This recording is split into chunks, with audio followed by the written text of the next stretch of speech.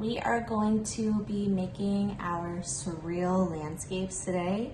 So hopefully you got a chance to look at the slideshow that introduced you to surrealist art as well as landscapes and the different parts of landscapes. So we're gonna get started on our art making. I wanna show you what materials you're going to need. A pair of scissors, 2 pieces of white paper. If you have lined paper, that's good too. Whatever kind of paper you have. Either a magazine, like a snack box, cereal box, any kind of food box that you were gonna throw away. You could also use this instead of a magazine. You are also going to need glue. Could be a glue stick or liquid glue. And for coloring, I have some colored pencils. If you don't have colored pencils, you can use markers or crayons or whatever you have. Try to find an object that you like, food or people or other objects, right? So I would cut this object out and use it in my surreal landscape. Or a watch, right? Things that you would probably not find in your landscape. I decided that I want to cut out this delicious looking waffle right here to add to my landscape. So this is going to be like the surreal element. So the strange object in my surreal landscape.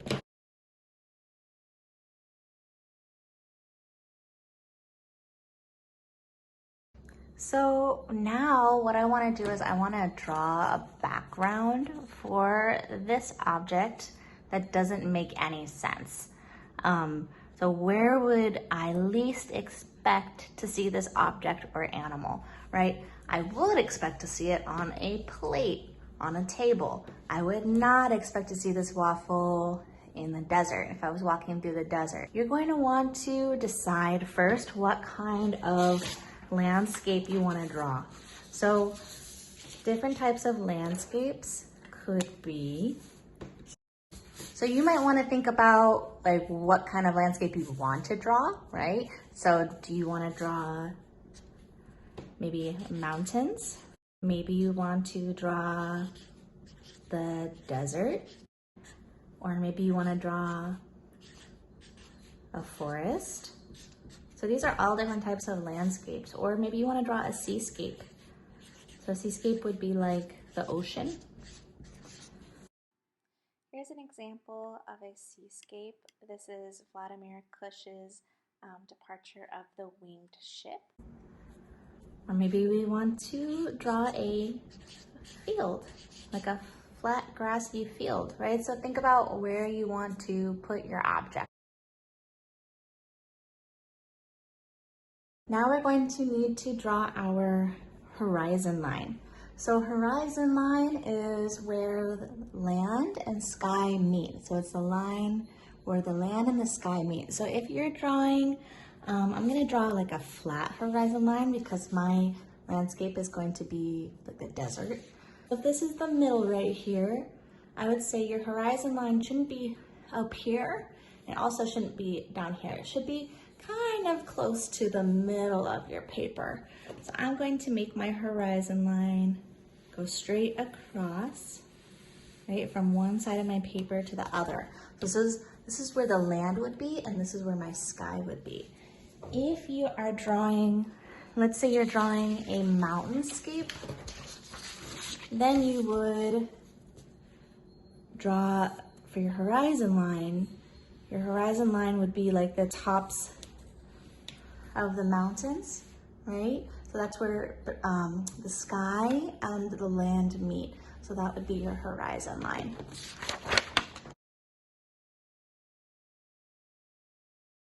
So now that you have your horizon line, you're going to want to choose a spot for the object that you cut out to live.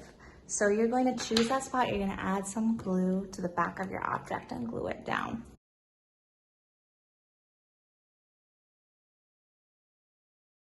So now that I have my object glued down, I can start adding my desert, things I would find in the desert. So I'm going to add a cactus, of course, right? You also want to think about when you're looking at a landscape, things that are further away from you in the distance are going to be smaller.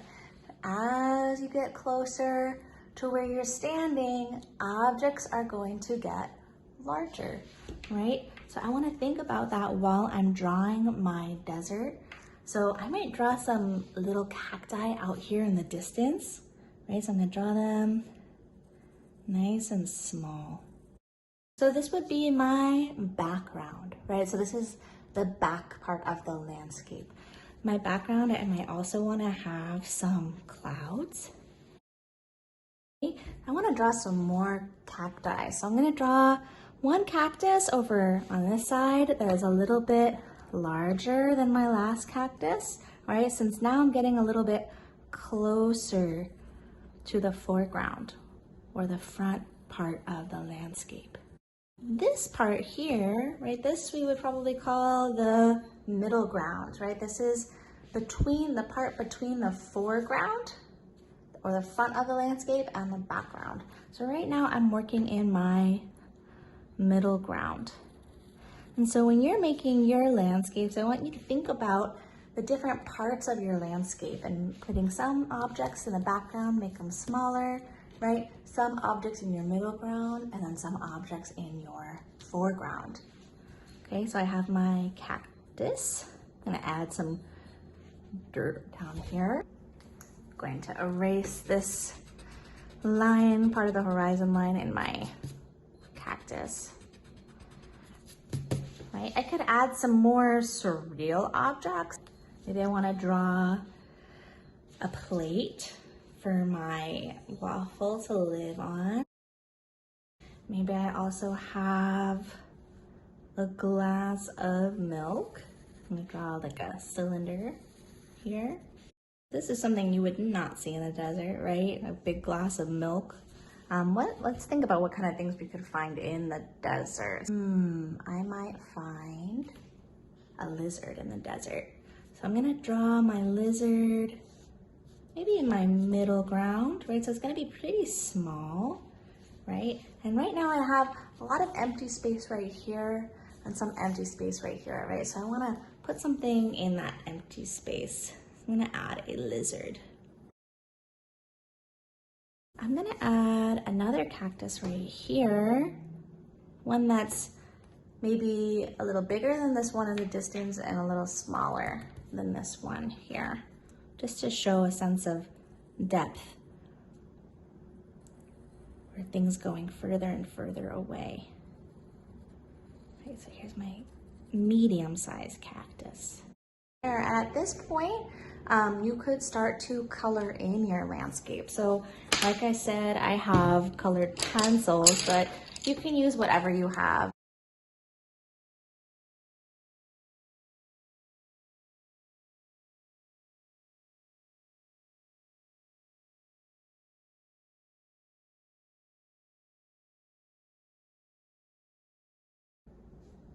All right, so now it's time for you to create your own surreal landscape.